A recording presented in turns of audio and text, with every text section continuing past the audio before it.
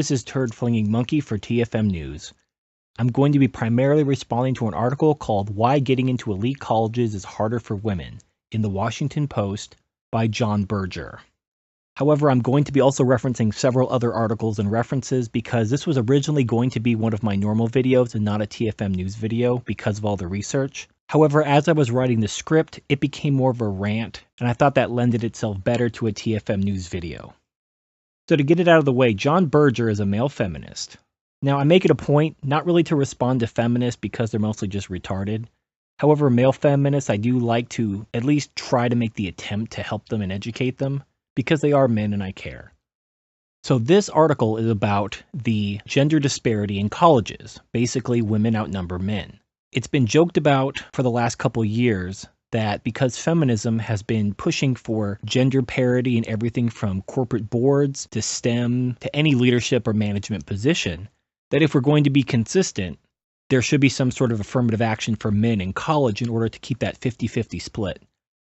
However, the argument in this article isn't that men deserve some sort of affirmative action, but that private colleges that are exempt from Title IX should have that Title IX exemption stripped so that they can no longer discriminate against women and maintain any sort of gender parity. So I'm going to quote a few paragraphs. They're short paragraphs, but I'm also going to interject some research and some facts in response. The author says, quote, "One of academia's little-known secrets is that private college admissions are exempt from Title IX's ban on sex discrimination, a shameful loophole that allows some of the most supposedly progressive campuses in the nation to discriminate against female applicants." Later on, he says, quote, "Colleges won't say it, but this is happening because elite schools field applications from many more qualified women than men and thus are trying to hold the line against a 60-40 ratio of women to men." Now, a couple paragraphs later, this is where the research comes in. So he says, and I quote, "Given that girls generally outperform boys in high school, girls earn better grades and account for 70% of valedictorians, you'd expect acceptance rates for women to be higher than for men. Indeed, women are admitted at much higher rates at top public universities, such as UC Berkeley, Ohio State, Penn State, Michigan, and UVA. At the University of Georgia, which in 1999 lost a legal challenge to its old practice of awarding extra points to male applicants, women are now accepted at a 57% rate versus 53% for men." Now this is where the bullshit starts. So the question then becomes, do women really outperform men in high school?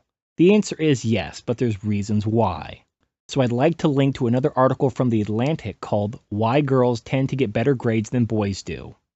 And you can read the article yourself. I'm just going to paraphrase. Basically, in recent history, school has gone from emphasizing test taking to emphasizing homework and organization. Now, boys do better on tests, vastly better than girls, but girls do better at getting their homework done and that sort of thing. So the schools changed the way the schools operate to benefit girls. And they explicitly say this. They did this because girls were falling behind and we need to make sure girls are succeeding and blah, blah, blah. So they changed the entire school system, the entire way grades are handed out, the entire way grades are given to de-emphasize formal testing and to emphasize things like homework. Now, boys don't really care about homework as much as girls, but they do better on tests. So the entire school system has been changed to favor girls. I'm going to quote one paragraph from this article, quote, "On the whole, boys approach schoolwork differently. They are more performance-oriented. Studying for and taking tests taps into their competitive instincts. For many boys, tests are quests that get their heart pounding. Doing well on them is a public demonstration of excellence and an occasion for a high five. In contrast, Kenny Benson and some fellow academics provide evidence that the stress many girls experience in test situations can artificially lower their performance, giving a false reading of their true abilities. These researchers arrive at the following overarching conclusion. The testing situation may underestimate girls' abilities, but the classroom may underestimate boys' abilities." Unquote. So I'm also going to link to another article from the Libertarian Republic called "Study, Math Teachers Give Girls Higher Grades Over Boys for the Same Answers." And from the article, quote, "Math teachers gave girls grades that were 6% higher than what was given to boys for the same work," says the study by London School of Economics and the Paris School of Economics. And toward the end of the article, it says, quote, "The research suggests that this improvement may have been for the, quote, encouragement as a result of the teacher's biased assessment during the girls' formative years in school. The researchers also noted that not all teachers discriminate and some teachers discriminate more than others." The analysis goes on to suggest that the girls who benefited the most from biased marking in math early on were more likely to continue their education in science subjects at 16. Quote, altogether, these results show that positively rewarding pupils has the potential to affect their progress and course choice, said the author. Unquote. Now, do you see what's going on? These schools are marking girls' grades higher just because they're girls in an effort to encourage them, and they're tilting the entire way grades are handed out against testing and towards homework, which favors girls. And then this dickless has the balls to say that women are better than boys because they get higher grades. Of course they get fucking higher grades. The entire system is built towards girls. It is built against men. It puts every obstacle it can in the way of men and does everything it can to build women up. Who gives a fucking shit about grades when that's the system we're working with? What about the jobs these people get after college? And what's this from US News? Women more likely to graduate college but still earn less than men? Holy fucking shit, Batman. I want to quote one more paragraph from the original Washington Post article. Quote, the reason private colleges wanted the exemption in 1972 is different from the reason they utilize it today. Back then, too many administration officers operated with the now laughable assumption that women primarily matriculated to get their MRS degree. Today's officials know better. They fear that if enrollments reach 60% women, it will scare off the most sought-after applicants, who generally want gender balance for social reasons. Quote, once you become decidedly female in enrollment, fewer males, and as it turns out, fewer females find your campus attractive. Kenyon College's Dean of Admissions, Jennifer DeHunty Blitz, wrote in the New York Times in 2006. Now this guy, well, I'm assuming he's a guy, maybe he's a trans man, who knows. Those fears about women not wanting to go to all-female colleges are not unfounded. Virginia's Sweetbriar College, which had a $94 million endowment, went bankrupt and closed. Why did it go bankrupt and close? From the article, quote, Sweetbriar administrators cited several trends that informed the decision to close, including the declining number of female students interested in women-only colleges and the dwindling number of students overall interested in small rural liberal arts colleges. There you go. Women don't want to go to women-only colleges because they're not going to meet a husband. But if you want to go back even further, there was Bennett College in New York. Bennett College closed in 1977. Why? Due to, quote, the growing popularity of coeducation, unquote. Women don't want to go to women-only colleges. So these colleges have a vested interest in order to keep themselves open to make sure that the student population is roughly 50-50 or as close as possible. The more men on campus, the more women want to go to that campus because there's men there. College men who might get a successful job that they can sponge off of for the rest of their life. Now, the author of the Washington Post article continues by saying that he understands why colleges feel the need to admit more men, but, quote, aiming for a 50-50 gender balance is no excuse for discrimination against women in the college application process. Men certainly aren't a protected class meriting affirmative action to redress a past disadvantage, and college isn't a matchmaking service. Students, and women in particular, can decide for themselves whether they wish to attend schools with 60% women, which is why Congress should act to strip private colleges of their Title IX exemption. You could smell the hypocrisy.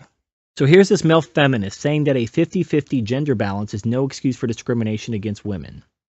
So why is it an excuse to discriminate against men? Why do corporate boards have to open up seats for women who aren't qualified just because they're women? Why do jobs have to hire so many women just because they're women, even if more qualified men are there? Why are we throwing all this money at STEM and computer science to get more women into the tech industry? Why is it okay to discriminate against men, but when women are the advantaged class, when it's women who are the majority and colleges want to make the genders equal, then that's no excuse. Fuck you. Fuck you and your hypocrisy. So courts have allowed exemptions from gender discrimination laws if there's an overarching need for diversity. So here you have the exact same situation, but now women are the favored class, men are the ones who require some sort of redress. Now they're proponents of the free market. Now they think that people should be free to choose. It's so frustrating. And these feminists have no principles. They will literally latch on to anything that benefits women. They don't even care. They don't even understand what consistency is. They're for diversity when men are the ones on top. And they will use diversity in order to get women into positions they don't deserve. So now that women are on top, now they don't believe that gender balance is an excuse for discrimination. So one or the other. Either gender balance is a reason to discriminate, or gender balance isn't a reason to discriminate. You can't just discriminate against men when it benefits women over here, and then refuse to discriminate in favor of men when it hurts women over here, when it's the same goddamn thing. However, all of this goes back to the way the school system is tilted towards women in the first place. If the schools were actually balanced in the first place, you'd have more men going to college anyway. So all this is almost a self-fulfilling prophecy. But the fact that they're trying to hold men down, not only in the school system, but even in college, trying to take away any chance they have to get an education, is just fucking infuriating. All right, I want to quote one more paragraph from this article. I know, I'm sorry. I just have a lot to get off my chest. So he's talking about this college called William & Mary. And he says, quote, "Today, William & Mary claims that the men and women it accepts are equally qualified, but its graduation rates tell a different story. Among undergrads who enrolled during the 2008-2009 academic year, 84% of William & Mary women completed their studies within 4 years versus just 72% of the men, according to Virginia State Council of Higher Education." Now notice this within 4 years bullshit. Now, why do you think fewer men completed their studies within 4 years? Could they have been working? I don't know. I think so. So I'm going to link to one more article from The Guardian called 1 in 7 Students Work Full-Time While They Study. And it talks about that nearly half of students, 45%, have part-time jobs, and 13% have full-time jobs while attending school. Now, let's just put on our common sense thinking caps. Are women more likely to be sponging off their parents and using student loan debt to get through college? And are men more likely to work? But it makes sense that men would rather work in college than take out student loan debt, knowing that they would actually have to pay that back, not their spouse. They're not going to find a sugar mama that's going to pay off their student loan debt. They can't become sugar babies like these whores on the internet trying to find some rich guy to pay off their student loans for them. Men don't have that option. They have to work. They have to try to keep their student loans as small as possible because they have to pay those back themselves. Men are the ones working full time while women are the ones living off their parents, living off of student loans, and not working full time. So this whole statistic about women completing their studies in 4 years while men perhaps take 5 years, 6 years, whatever, they're probably working full time. Maybe they couldn't take all those classes and work full time in order to keep their debt. So instead of doing that, they extended their college years by a year or two. They didn't fail anything. They just took fewer classes because they had to balance their school and their work. I've done this myself. I have gone to school and I've worked full time in order to avoid debt and in order to get job experience. Does that mean women are better than me? Fuck no, they aren't. I mean, if you want to take a man that worked full time and took 6 years instead of 4 to get a degree, but came out of college with no debt and got a STEM job, compared to a woman that took out $90,000 in student loans, got her gender studies degree in 4 years, couldn't find a job, and ended up going on welfare and having a bunch of babies. And you want to say, well, which one's smarter? Obviously the woman's smarter because she completed her degree in 4 years. Bullshit. Bullshit. Now the article ends with this author setting up a situation where a potential employer has 2 applicants, a man and a woman, coming from the same college. So if you're a recruiter for a Fortune 500 company and 2 Vassar resumes come across your desk, one from a woman, the other from a man, keep this in mind. It was almost twice as hard for the woman to get into Vassar as it was for the man. Maybe they're equal candidates, but if you're playing the odds, I'd say hire the woman. Well, and this is why you don't own a business, Mr. John Berger. I don't give a shit where you went to college. In fact, most employers don't give a shit where you went to college. They give a shit what you majored in. What was your GPA? They're not going to ask, oh, did you get your degree in 4 years or did you work full time and it took you 5 or 6 years? In fact, if you say, you know what, it took me 6 years to get my degree because I was working full time and I can only go to school part time. They're not going to say, oh, you piece of shit, I'm going to hire the girl because she's got student loans to pay. They can say, oh, wow, you actually know how to manage your time. I'm going to hire you instead. And also, this ignores the fact that within 5 years, most of these women leave the workforce to go have babies. If you're playing the odds, I'd say hire the woman. Don't hire the woman. She's going to leave within 5 years. You don't want to put her in any position. You'd rather hire the man. If you're forced to hire the woman because of some gender quota, then so be it. Hire the woman, put her somewhere where she can be easily replaced when she inevitably leaves.